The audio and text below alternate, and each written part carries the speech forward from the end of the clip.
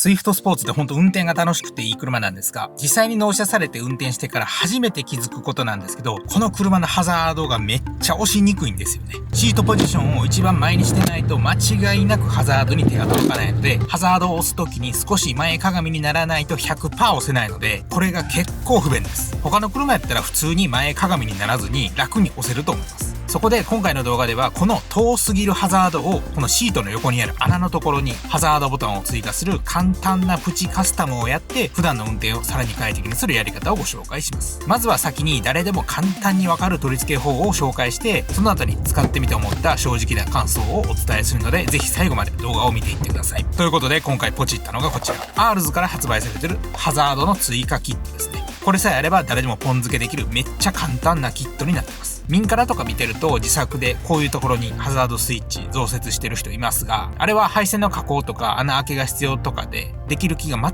くしないので、おとなしくアールズのこれにしました。箱を開けるとハザードボタン本体、ケーブル、結束バンド、簡単な説明書、これが一式入ってます。説明書には QR コードが書いてて、読み取ってオンラインで取説見るスタイルですが、正直ちょっとよくわからんかったんで、僕の動画見る方がわかると思うので、ぜひ参考になればと思います。そして取り付けに必要な工具が養生テープ、内張り剥がし、配線通し、ドライバー、これがあれば大丈夫です。内張り剥がしも配線通しもオートバックスか Amazon でどちらも1000円以下なので買っといてください。それでは早速準備できたので、車にハザードボタンを取り付けたいと思います。まずは養生テープでこの赤色のパーツ、この周りに養生テープ貼っていきます。この隙間に後ほど内張り剥がし突っ込むので、傷防止のために貼っていきます。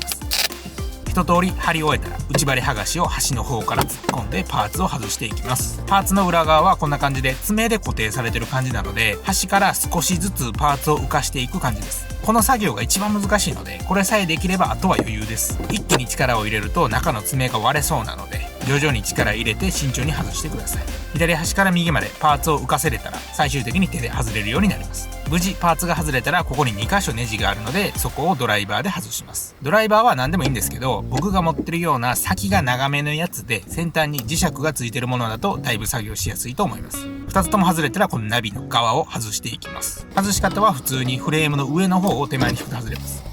うわー、危な。結構な勢いで外れるんで気をつけた方がいいですね。フレームが外れたらそのままシフトノブの上とかに一旦外したカーナビ本体を置きます。この時にこんな感じで段ボールを置くと作業しやすいみたいです。一旦フレームを置けたらその状態で純正のハザードボタンを手で外していきます。こんな感じで裏に手を突っ込んで裏側から指で押すと外れます。そこまで力入れる必要ないので、ハザードパーツの裏を押してあげてください。それで外れたら元から刺さってるケーブルを抜きます。これを押しながら、はい。なんかね、ここにストッパーみたいなやつついてるから、このボタンを押して引き抜くと取れるね。こんな感じで。純正のボタンから無事ケーブルが抜けたら、アールズの線をつなげていきます。この二股みたいな方ですね。これをナビの穴から内側に入れ込んで、純正ハザードの穴から出します。こうか。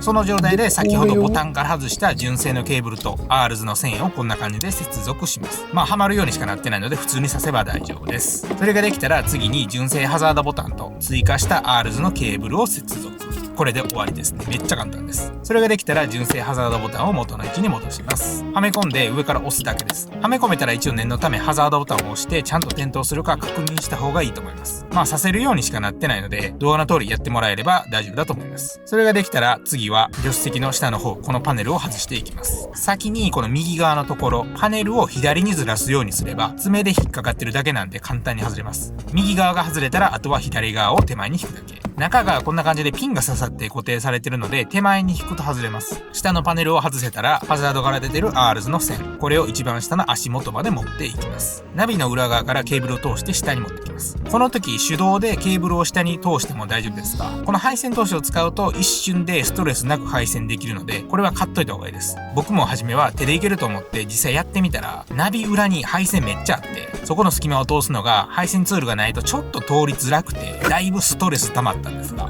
配線ツール使ったら秒で終わったので買った方がよろしいかと思います。アールズの線を足元まで通せたら次はサイドブレーキ下の小物入れ、ここに内張り剥がし突っ込んで外します。引っ掛けて引っ張るだけですね。ちょっと力入れて引けば普通に外れますね。外してできた穴に指を突っ込んで封印されてるカバーを外します。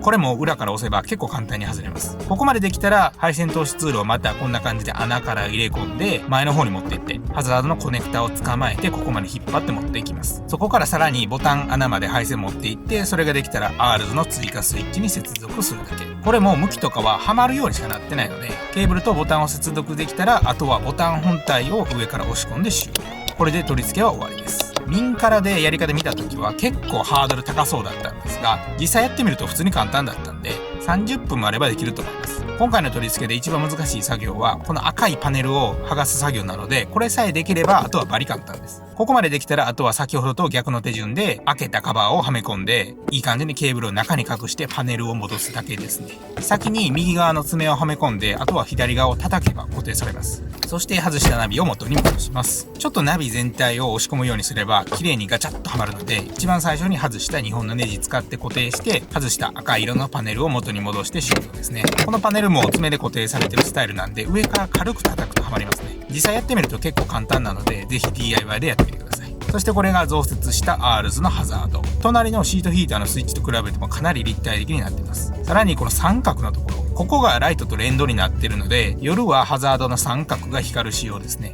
取り付けてから実際に Rs の追加ハザードを使ってみて思った感想ですが、明らかに快適になりましたね。むしろスズキはこれを純正オプションで追加した方がいいレベルで快適ですね。使う前はボタンがこのサイドブレーキの横なんで押しにくいかなと思ってたんですが、このボタンが立体的になってるのと、サイドブレーキの根元ら辺にちょうどスイッチがあるので、サイドブレーキの根元を上から押すようにするとノールックでボタンを押せます。またスイッチもこんな感じで結構押した時のクリック感があるので、押したかどうかがわかりやすいですね。1回押すとハザードが点灯して、もう1回押すと止まります。ただ1点気をつけたいことがあって、純正ハザードボタンを押して点灯させた場合は、純正ボタンじゃないと解除できない仕様です。なので追加ボタンでハザードつけたら、追加ボタンをもう一度押さないとハザードが消えない仕様なので、そこだけ気をつけてください。これ取り付けたら純正のハザードボタンが遠すぎるので、純正を使うことはもうないと思いますが、念のため気をつけてもらえたらと思います。追加ボタンの位置が絶妙に素晴らしく、ノールックでシートに完全に背中をつけて座ったままの姿勢でハザードを押すことが可能になるので、普段の運転がかなり快適になりますね。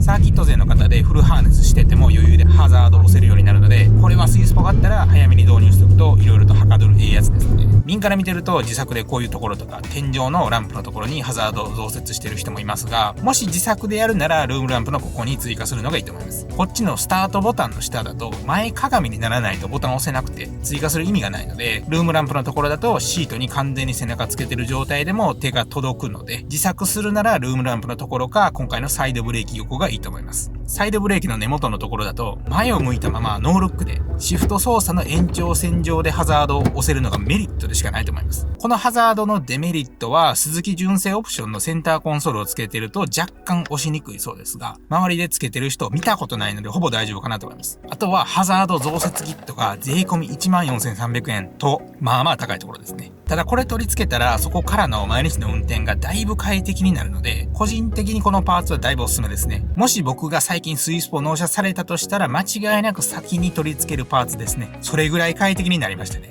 今でスイスポ納車されて5年ですが、初めにつけとけばどんだけ普段の運転が快適やったのかと後悔してるレベルなので、これは買って間違いないやつですね。取り付けも動画でお見せしたそのままで、必要な工具があれば簡単に取り付けできるので、自分で取り付けしてみてください。一応プロに取り付けお願いすると工賃がいくらぐらいするか調べてみたんですが、7,000円ぐらいするみたいです。どこの車屋が作業してくれるかネットで探して電話するところから始まるんですが、この今見えてる工具一式全部買っても 3,000 円はしないと思うので、自分でやった方が安上がりだし早いかなと思います。僕は基本的に素人が手を出すと車が最悪壊れてしまう電装系のケーブル加工とかパーツ取り付けは自分でやらないようにしてますが、今回のものは配線の加工とか必要なくて外して取り付けるだけ、完全にポン付けできるめちゃくちゃ簡単なカスタムなので、ぜひやってみてください。今回紹介した Rs のハザードボタンは Rs 公式のネット通販で買うか、浜松にある Rs の店舗に行けば売ってます。あとは神戸のスーパーオートバックスにも置いてたと思います。静岡周辺で取り付けが不安な方は Rs に連絡すれば取り付けもしてくれると思いますし、関西なら神戸のスーパーオートバックスで購入から取り付けまで一気にできます。もしかしたらもうパーツ置いてないかもなので、行く前に聞いた方がいいと思います。また、アールズのパーツで個人的におすすめなのは、スイスポ純正のシフト操作ってなんかぐにゃぐにゃしたゴムっぽい感じがすると思うんですが、アールズから出てるシフトカラーという小さいパーツを交換するだけで、シフト操作の時のゴム感をなくせて、シフトもさらに入りやすくなるので、シフトカラー交換するだけでマニュアルの運転がさらに楽しくなるので、シフトカラーもだいぶおすすめです。その動画もだいぶ前に動画にしてあるので、アールズの通販サイトの URL から神戸のスーパーオートバックスの情報まで全て動画の下にある概要欄に貼っておきます。スマホで概要欄を見る方法ですが、今見ている画面で動画のタイトルをタップすると下の画面が切り替わって、少し下にあるもっと見るを押すと概要欄が見れますので、ぜひ参考にしてください。こちらのチャンネルではスズキのスイフトスポーツに関する動画やカー用品、洗車グッズ、ドラレコなど車に関することを発信していますので、この動画が参考になったと思っていただけましたら、ぜひチャンネル登録といいねボタンを押していただけるとだいぶ助かります。ということでまた次回の動画で最後まで見ていただきありがとうございました。